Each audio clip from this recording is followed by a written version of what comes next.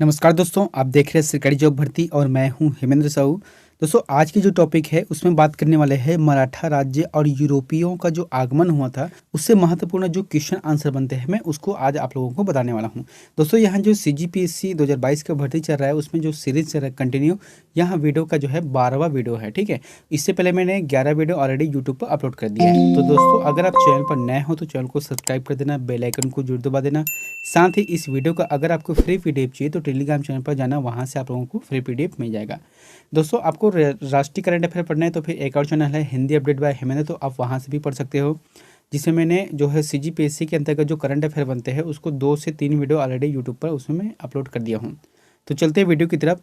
आप लोगों के लिए जो होमवर्क दिया था उसको देख रहे थे कि किस जनजाति की आजीविका पारंपरिक रूप से बांस पर आधारित है। इसका जो आंसर किया जाएगा कमार जनजाति। कमार जनजाति जो कि पारंपरिक रूप से बांस पर आधारित है। हालांकि ये पारंपरिक रूप से है, लेकिन अब वर्तमान में ये सब चीज़ धीरे धीरे थोड़ा सा परिवर्तन हो रहा है। आज का पहला क्वेश्चन देखते हैं कि शिवाजी के प्रशासन में पेशवा कहा जाता था। जैसे कि शिवाजी के प्रशासन में कितने थे? अष्टप्रधान थे। उसमें एक पद था पेशवा का। तो पेशवा का जो पद था उसे क्या मतलब किसे कहा जाता था? ऑप्शन यहाँ पर जो दिया गया है उसमें इसका जो जवाब किया जाएगा प्रधानमंत्री। प्रधानमंत्री को कहा जाता था, पेशवा कहा जाता था। दूसरा प्रश्न है, निम्न यूरोपीय शक्ति में किसने शिवाजी को तोपें प्रदान की थी? तो कौन से यूरोपीय शक्ति, जैसे कि यूरोप के शक्ति कौन कौन से थे?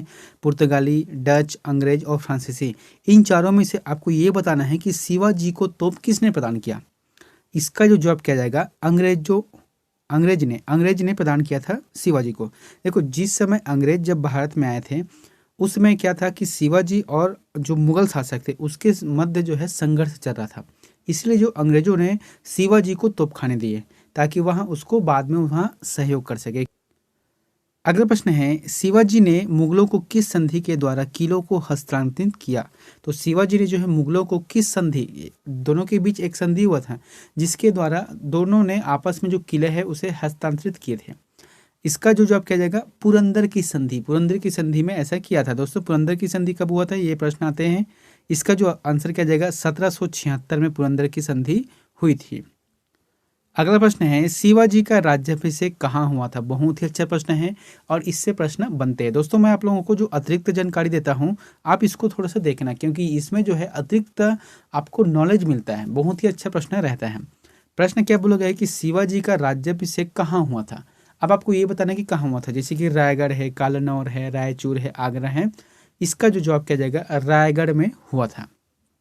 और ये छत्तीसगढ़ वाला रायगढ़ नहीं है, ये महाराष्ट्र वाला रायगढ़ है। अब यहाँ पर मैंने लिखा है कि 5 जून 1674 को शिवाजी ने रायगढ़ के जो रायगढ़ में इन्होंने जो है अपनी जो राज्याभिषेक कराया, वहाँ तक ठीक है। प्रश्न कभी कभी आता है कि किसने कराया है, तो इसका जो आंसर आ जाएगा वाराणसी, जो कि काशी से एक प्रसिद्ध विद्वान को बुलाया गया था जिसका नाम क्या है? श्री गंगा भट्ट द्वारा कराया गया। श्री गंगा भट्ट जो कि वास्तविकता रूप से ये महाराष्ट्र के रहने वाले थे, लेकिन उस समय जो है बचपन से वहाँ काशी में जाकर बस गए थे, वहाँ पर विद्या अध्ययन किया। फिर उनको जो है जो राज्याभिषेक के समय इसे बुलाया गया था कि आप जो है मंत्रोच्चार के साथ इसका राज्याभिषेक करना बोल के। अगला प्रश्न है, सरंजामी प्रथा किससे संबंधित है? तो सरंजामी जो प्रथा है वहाँ किससे संबंधित है? मराठा भू राजस्व से, या तालुकदारी प्रथा से, या कुतुबशाही प्रशासन से, या इनमें से कोई नहीं। इसका जो जवाब किया जाएगा मराठा भू राजस्व व्यवस्था। दोस्तों, मराठा भू राजस्व व्यवस्था में एक सरंजामी व्यवस्था थी जिसको कहा जाता है मराठा भू राजस्व व्यवस्था के अंतर्गत इसको कहा जाता है। छठा प्रश्न है, औरंगजेब की मृत्यु के समय मराठा नेतृत्व किसके हाथों में था? बहुत ही अच्छे प्रश्न है, ये बार बार आते हैं। क्या बोला गया है कि औरंगजेब की जिस समय मृत्यु हुई थी उस समय मराठा नेतृत्व किसके हाथ में था? इसका जो जवाब किया जाएगा ताराबाई के हाथ में था। दोस्तों, कैसे था यहाँ पर मैं बताता हूँ आप लोगों को कि राजाराम की मृत्यु, देखो सबसे पहले क्या है इसका कहानी कि राजाराम की मृत्यु के बाद उसकी विधवा पत्नी कौन थी? ताराबाई। तो ताराबाई ने अपने 4 वर्षीय पुत्र कौन थे? शिवाजी द्वितीय को जो है इसका जो है राज्याभिषेक करवाकर इन्होंने मराठा साम्राज्य के वास्तविकता संरक्षक बन गई। प्रश्न आता है कभी कभी कि मराठा साम्राज्य में पहली महिला शासिका, ऐसा टाइप के प्रश्न आ सकते हैं। तो इसका आंसर क्या रहेगा? ताराबाई रहेगा। तो ताराबाई ने क्या किया, अपने जो 4 वर्षीय बालक है उसको जो है राज्याभिषेक कराया और उसको संरक्षण देते हुए, वास्तविक जो संरक्षक की भूमिका निभाते हुए ताराबाई ने इस समय शासन किया। यहाँ तक तो बात ठीक हो गया, ठीक है। लेकिन अब प्रश्न क्या बोला गया कि औरंगजेब की मृत्यु के समय मराठा, अब ये तो पता चल गया कि ताराबाई थे, तो औरंगजेब की मृत्यु कब हुआ था, यहाँ पर मैंने लिखा है 1707 में औरंगजेब की मृत्यु हो गई थी, यानी कि उस टाइम हुआ था। अगला प्रश्न है, शिवाजी का जन्म कब हुआ था तथा कब उन्हें छत्रपति की उपाधि धारण की थी। बहुत ही अच्छा प्रश्न है कि शिवाजी के जन्म को बताना है और उसे छत्रपति की जो उपाधि धारण की थी उस समय उसका समय क्या चल रहा था उसको बताना है। इसका जो जवाब आ जाएगा 1627 और 1674 है। यहाँ पर लिखा है कि 6 अप्रैल 1627 में शिवनेर दुर्ग में इसका जन्म हुआ है और 1674 में इनको छत्रपति शिवाजी के नाम से जाना गया। अगला प्रश्न है, शिवाजी की मृत्यु के पश्चात उत्तराधिकारी के लिए किनके बीच लड़ाई हुआ। तो शिवाजी जब मृत्यु हो गए, उसको जो है मृत्यु के पश्चात उसके जो उत्तराधिकारी के लिए जो संघर्ष हुआ वह किसके किसके मध्य हुआ है। इसका जो जवाब किया जाएगा राजा राम और संभाजी, राजा राम और संभाजी के मध्य जो है शिवाजी के बाद जो है उत्तराधिकारी के लिए लड़ाई हुआ था, संघर्ष हुआ था। अगला है, पेशवाई को कब समाप्त किया था। देखो अभी जैसे कि पहला प्रश्न बताया था पेशवा, है ना, तो पेशवा या फिर कह सकते हैं पेशवाई को कब समाप्त किया, जो ये पद था पेशवा, इसको कब समाप्त किया है। इसका जो जवाब आ जाएगा 1818। 1818 में जो पेशवा शब्द है या फिर कह सकते हैं पेशवाई को जो प्रथा है इसको समाप्त कर दिया गया था। मैंने यहाँ पर लिखा है कि पेशवा मतलब होता क्या है, तो पेशवा मतलब होता है कि राज्य का प्रशासन एवं अर्थव्यवस्था की देख रेख करने वाला, राज्य के जो भी नेतृत्व है इसका काम है वो देखना है, इसके अर्थव्यवस्था को देखना है, ये पेशवा का काम था, ठीक है। अब इसमें क्या हुआ था कि तृतीय आंग्ल मराठा युद्ध जो कि 1817 से 19 के बीच में चला, तो इस दौरान जो है युद्ध के बाद मराठा शक्ति और पेशवा के वंशानुगत पद को समाप्त कर दिया गया, ठीक है, यहाँ पर समझ गए आप। अगला प्रश्न है, भारत में ईस्ट इंडिया कंपनी का पहला गवर्नर जनरल कौन था। तो भारत में जो ईस्ट इंडिया कंपनी हुआ इसके प्रथम जो गवर्नर जनरल है वह कौन था। इसका जो आंसर क्या आ जाएगा, वारेंग हेस्टिंग आ जाएगा, वारेंग हेस्टिंग कहा जाएगा इसको। दोस्तों मैंने यहाँ पर लिखा है दो चीज को बहुत ही अच्छे तरीके से यहाँ पर देखे थे कि वारेंग हेस्टिंग जो कि 1774 से 85 तक रहा। उसके बाद जो है भारत का पहला governor general Lord William Bentinck हुए। दोस्तों प्रश्न को समझना, यहाँ पर क्या बोला गया, पहला गवर्नर जनरल वो भी ईस्ट इंडिया कंपनी का, तो ये कब हुआ, कब की बात है, ये बंगाल में थे तब की बात है। उसके बाद पूरे भारत में अगर के सत्ता को देखा गया तो फिर इसका जो आंसर रहेगा भारत का प्रथम गवर्नर जनरल की बात आता है तो फिर लॉर्ड विलियम बेंटिक आएगा।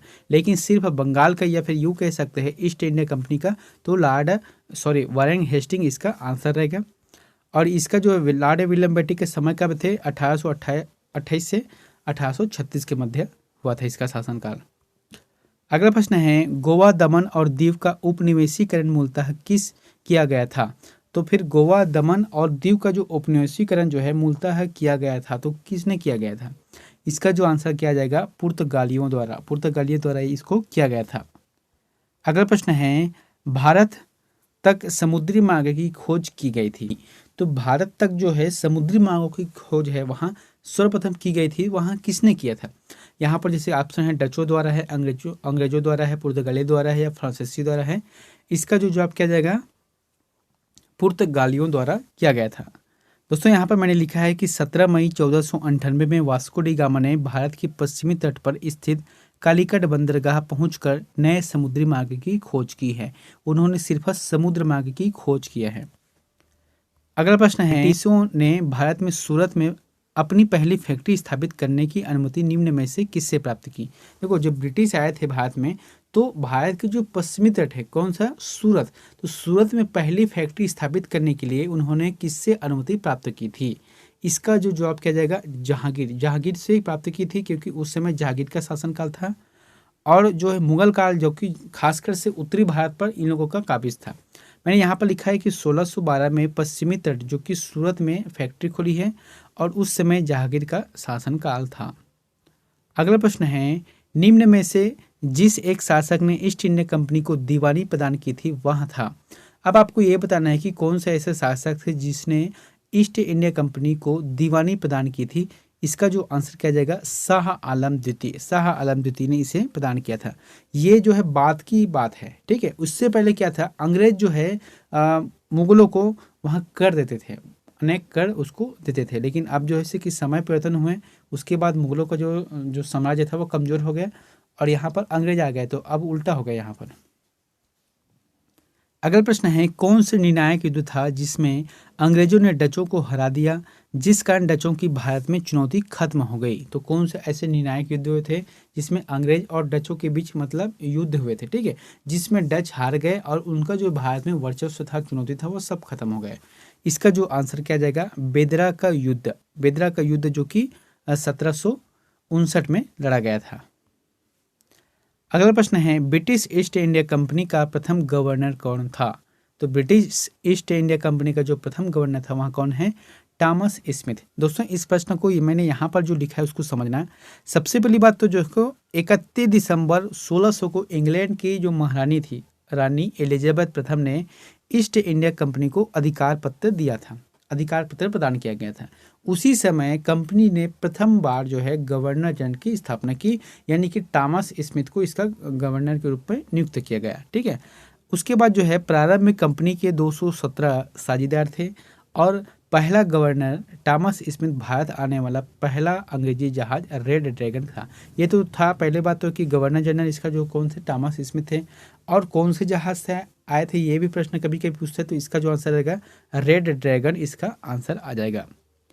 अगला प्रश्न है, कैप्टन विलियम्स हाकी किस जहाज से भारत पहुंचा था। तो कैप्टन विलियम जो हाकिंस थे वह किस जहाज से भारत पहुंचा था, इसका जो जवाब किया जाएगा हेक्टर। हेक्टर जहाज से यहाँ भारत आए थे। महत्वपूर्ण जानकारी ये है कि मुगल दरबार में आने वाला प्रथम अंग्रेज कौन हुए थे, कैप्टन हाकिंस। ये प्रश्न आता है, मुगल दरबार में पहुंचने वाले प्रथम अंग्रेज कौन थे, तो इसका जो आंसर किया जाएगा कैप्टन हाकिंस, जो जेम्स प्रथम के राजदूत के तौर पर जो है अप्रैल 1609 में जहांगीर के दरबार में गया था। अगला प्रश्न है, मुगल बादशाह ने किसे नवाब की पदवी प्रदान की थी। तो मुगल बादशाह ने किसे नवाब की पदवी प्रदान की गई थी, इसका जो आंसर जाएगा डुप्ले। डुप्ले को मुगल बादशाह ने नवाब की उपाधि, उसकी जो पदवी जो है प्रदान की गई थी। अगला प्रश्न है, भारत का बादशाह उस समय कौन था जब ब्रिटेन की ईस्ट इंडिया कंपनी की स्थापना की गई थी। जैसे अभी बताया था हम लोगों को कि 31 दिसंबर 1600 को ब्रिटिश में मतलब ब्रिटेन में जो है ईस्ट इंडिया कंपनी की स्थापना की गई। जब उस समय स्थापना की गई थी तो उसी समय दरम्यान जो है समकालीन समय में भारत में कौन था शासक, बादशाह कौन हुए थे, इसका जो आंसर किया जाएगा अकबर। अकबर हुए थे। अगला प्रश्न है, 17वीं सदी के दौरान दक्षिण भारत में यूरोपीय व्यापारिक कंपनियों की सफलता के लिए निम्न में से कौन से कारक थे। तो कौन से कारक थे निम्न में से, जैसे कि यहाँ पर ऑप्शन दिए गए कि दक्षिण में मुगल उत्तर की अपेक्षा कम थे। दूसरा है विजयनगर राज्य में 16वीं सदी के अंत में उखाड़ फेंका गया। और तीसरा है दक्षिण में अनेक छोटे व कमजोर राज्य थे। बिल्कुल सही बात है, तीनों बात जो है सही रहेगा। देखो जब 17वीं सदी के दौरान जो है दक्षिण भारत में जो यूरोपीय व्यापारिक कंपनी थे इनको सफलता क्यों मिला, क्योंकि इस समय सबसे बड़ी बात तो जिस समय मुगल साम्राज्य थे वो उत्तरी में सीमा थे, उत्तरी तक जो है सीमित थे, दक्षिण में नहीं आए थे, ठीक है। दूसरी बात यह है कि जो विजयनगर साम्राज्य के जो 16वीं सदी के अंत में जो विजयनगर साम्राज्य जिसको कहा जाता है बहुत बड़ा जो साम्राज्य था वहाँ कमजोर होने लग गया था। और तीसरा यह है कि दक्षिण में अनेक जो छोटे छोटे राज्य थे, अनेक छोटे छोटे राजा थे जिनमें एकता की भावना नहीं थी। अगला प्रश्न है, 15 अगस्त 1947 के बाद भी भारत का कौन सा भाग पुर्तगाल के अधीन बना रहा। तो 15 अगस्त 1947 के बाद भी भारत का कौन सा ऐसा हिस्सा है जो कि पुर्तगाल के अधीन रहा, इसका जो आंसर किया जाएगा गोवा रहा। दोस्तों पुर्तगाल जो सबसे पहले आए थे और सबसे बाद में गए हैं। अगला प्रश्न है, वांडिंगवास के युद्ध में खालिस्तान हुए थे। यहाँ पर जैसे कि ऑप्शन क्या दिए गए हैं, आपको ये बताना है कि किन दोनों के मध्य यहाँ लड़ाई हुआ था वार्डिंगवास, जो कि 1760 में हुआ था। इसका जो आंसर क्या जाएगा, ब्रिटिश ने फ्रेंच को हराया था। ब्रिटिश ने फ्रेंच को हराया था इस वार्डिंगवास युद्ध में। और यहाँ पर एक प्रश्न कभी कभी आता है कि अंग्रेजों का जो नेतृत्व है वार्डिंगवास युद्ध में किसने किया था, इसका जो जवाब किया जाएगा आयरकुट ने किया था। अगला प्रश्न है कि इस मुगल बादशाह ने अंग्रेजों को 1.5 लाख रुपए मुआवजा के तौर पर वसूल किए। तो मुगल बादशाह ने अंग्रेजों से जो 1.5 लाख रुपए मुआवजे के रूप में वसूल किए वहाँ कौन थे, इसका जो जवाब किया जाएगा औरंगजेब। औरंगजेब ने ऐसा किया था। अगला प्रश्न है, भारत में फ्रांसीसियों ने अपना पहला कारखाना निम्न स्थानों में से कहाँ बन लगाया था? तो कहाँ पर लगाया था फ्रांसीसियों ने अपना पहला कारखाना? इसका जो आंसर क्या आ जाएगा, सूरत आ जाएगा। दोस्तों सूरत में जो कि ज़्यादातर व्यापारिक कंपनी यहाँ पर लगाए और खासकर से जो कपड़ा उद्योग है, ठीक है, टेक्सटाइल है, उसमें ज़्यादा इन लोगों ने ध्यान दिया है। अगला प्रश्न है, किसे जहांगीर ने खान की उपाधि से सम्मानित किया? बहुत ही अच्छा प्रश्न है और ये प्रश्न व्यापा में पूछा भी गया है। क्या बोला गया कि जहांगीर ने खान की उपाधि से सम्मानित किया, तो किसे किया? इसका जो आंसर जाएगा हॉकिंस को किया, कैप्टन हॉकिंस को किया है। अगला प्रश्न है, ब्रिटिश के साथ बेसिन की संधि निम्न पेशवाओं में से किसने की थी? आपको ये बताना है कि जो मराठा साम्राज्य थे और ब्रिटिश साम्राज्य थे, तो दोनों के बीच एक संधि हुई थी जिसे कहा जाता है बेसिन की संधि। तो इसमें किसने नेतृत्व किया था? इसका जो जवाब किया जाएगा बालाजी विश्वनाथ ने। बालाजी विश्वनाथ ने इसका नेतृत्व किया था और यह जो संधि है वहाँ 1802 में हुआ था। अगला प्रश्न है, अल्बुकर्क ने गोवा को 1510 में किससे छीना था? बहुत ही अच्छा प्रश्न है कि अल्बुकर्क ने गोवा के जो है 1510 में किस शासक से छीना था? इसका जो आंसर जाएगा बीजापुर के सुल्तान से छीना था। अब बीजापुर के सुल्तान कौन थे उस समय? यूसुफ आदिल शाह थे। अगला प्रश्न है, मराठा राज्य का दूसरा संस्थापक किसे कहा जाता है? तो दोस्तों दूसरा संस्थापक कहने का मतलब ये है कि जिस समय मराठा साम्राज्य का नींव रखा गया तो वो कौन थे? शिवाजी थे।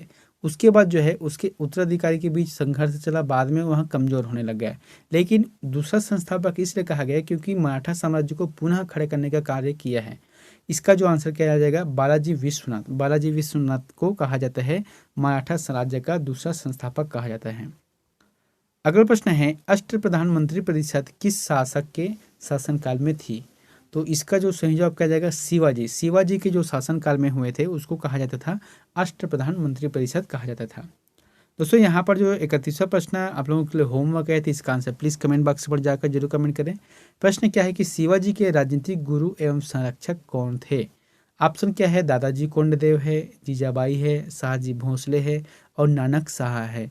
तो इन चारों में से जो भी ऑप्शन आपको सही लगता है तो प्लीज़ कमेंट बॉक्स पर जाकर कमेंट करके जरूर बताएं।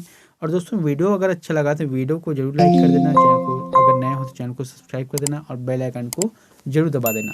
मिलते हैं नेक्स्ट वीडियो में एक नई जानकारी के साथ। Thank you.